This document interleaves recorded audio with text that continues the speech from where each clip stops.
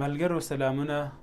نن سبا د پانیپت د جګړې په هکله د هندي سینما بالیووډ فلم ډیر د ژبو په سر دی. دا فلم چې د افغانانو د تاریخي جګړې په هکله جوړ شوی او پکې سنجیدت د لوی احمدشاه بابا رول لوبوي. د افغانانو سره مختلفې پوښتنې پیدا کړي دي. لوی احمدشاه بابا سو، خوشحال بابا سو یا رحمان بابا سو، داسې څوک دی چې د هر پښتانه یې پوښتنه وکړي هرومرو څه ناڅه ترې پوهیږي. لوی احمدشاه بابا د اوسني افغانستان بنسټګر په پانیپت کې مرهټیانو ته سخته ماته ورکړې او دا ماتې ځینې تاریخ پوهانو یوې نړیوالې جګړې سره ورته بللې. د دې جګړې په هکله هم مختلف روایتونه دي. موږ راځو اول د ستر تاریخ پوه علامه عبدالحی حبیبي ځینې خبرې د دې جګړې په هکله رانقلوو چې د افغانستان لنډ تاریخ کې ویلي دي.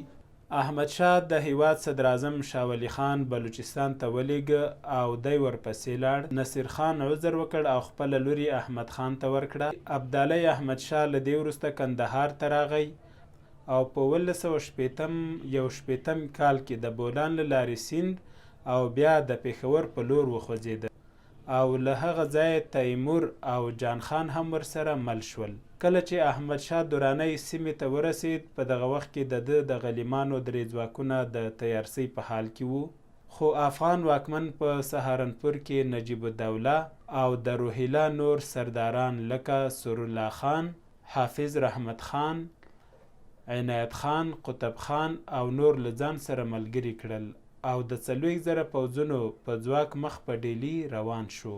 له خونړیو جنګونو وروسته سندیان او راجپوتان تسلیم شول او دی ډیلي ته ننوت، خو مرهټو له هندوانو او راجپوتانو سره په ګډه پیاوړی ځواک جوړ کړ.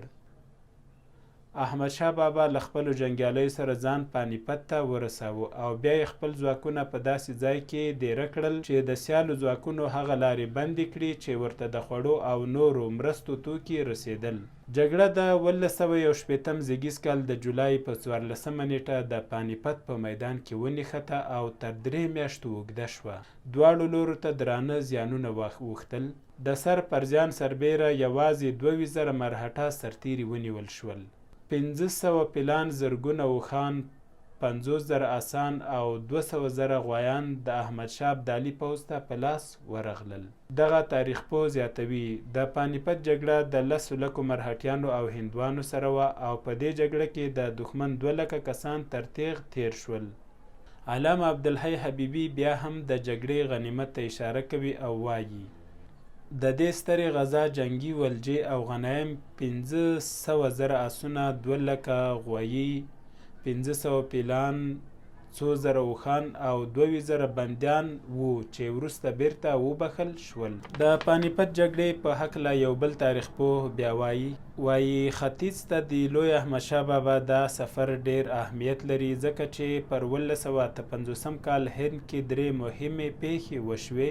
یوه دا وه چې د پنجاب سیکانو پاڅون وکړ، دویم دا چې مرهټیانو د هند په مرکز او شمالي برخو ننوتل او دریم دا چې د مسلمانانو په لاس جوړ شوی اسلامي حکومت په هند کې له پرځېدو سره مخ شه. دی زیاتوي دا هم په داسې مهال و چې لوی احمدشاه بابا په بلوچستان کې د نصیر خان په ځپلو بوخت و، خو کله چې د مرهټو مشر سیندیا د هند مرکز ته ورسېده، جټان او راجپوتان سره متحد شول او سیندیا د پنجاب په لور حرکت وکړ او آدینه بیګ هم ورسره ملګری شه او پنجاب یې ونیوه او پنجاب نیولو سره شهزاده تیمور او سردار جان خان پېښور ته شاتګ وکړ. نو کله چې پېښور ته شاتګ کیږي مرهټه نورم زړور کیږي او ځینې تاریخ پوهان وایي داسې ویره وه چې مرهټان د پېښور په لور هم وخوځېږي. نو همغه و چې په هند کې مسلمانانو واکمني هم پرځېدلې وه. نو د هغه ځای اسلامي واکمنو له لوی احمدشاه بابا غوښتل چې ورشي او د مرهټو مقابله وکړي. په دې برخه کې د شاه ولی الله لیک هم شته چې لوی احمدشاه بابا ته یې استولی او ورته ویلي له دې بلا موږ ته نجات راکړه.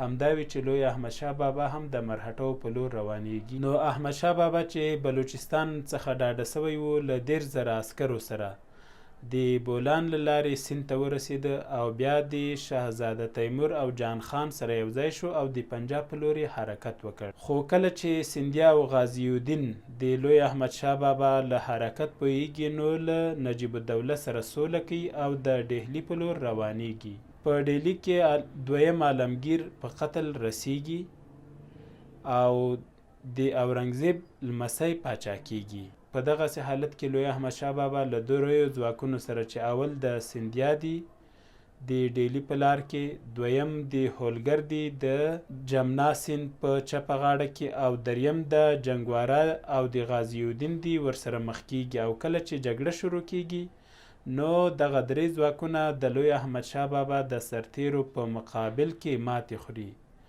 او کله چې غازی الدین او چنګواره د خپلو ځواکونو له ماتې خبریږي نو ډهلی پریږدي او ځغلي. خو په دې وخت کې د مرهټو یو مشر له مرهټه مشرانو غواړي چې تازه لښکر تیار کړي. راجپوتان او مرهټه سره متحد کیږي چې تعداد یې 200,000 کسانو ته رسیږي. خو د لوی احمدشاه بابا د سرتیرو شمیر څومره وي؟ 60,000 وي. او د پانیپت سیمه کې یا د پانیپت په سیمه کې ستره جګړه نښلي چې افغانان پکې بریالي کیږي او مخالفین یې داسې ماتې سره مخ کیږي چې بیا هیڅ وخت نسی پورته کېدلی. لوی احمدشاه بابا له دې وروسته ډهلي ته ځي او د ډهلي تخت بیا هم مسلمانانو ته سپاري چې هغو کې شهزاده علي ګوهر دی او سیاسي او اداري چارې شجاع الدوله ته ورکوي او پوځي برخه نجیب الدوله ته سپاري.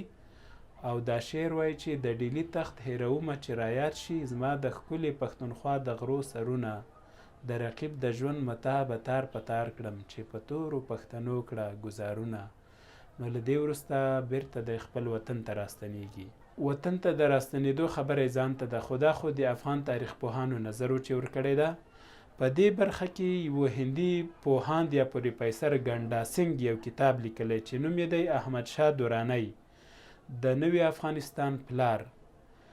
دی په خپل دغه کتاب کې د پانیپت جګړې په هکله څپرکی یا فصل لري او په هغه کې لوی احمدشاه بابا دغسې څوک بللی چې په ډیر کوچني پوځ سره یې د مرهټو لوی او ستر ځواک او پوځ مات کړ او د جګړې سوبه یې وګټله. نوموړی لوی احمدشاه بابا بې مثاله مشر بولي چې لوی سیاسي پوهه لري او په دې برخه کې مثال نشي پیدا کولی.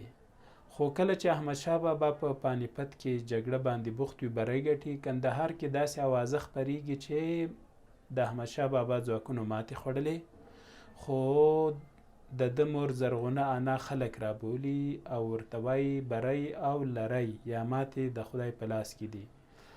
خو ما داسې زوی نه دی روزلی چې د جګړې له ډګر شاتګ وکړي.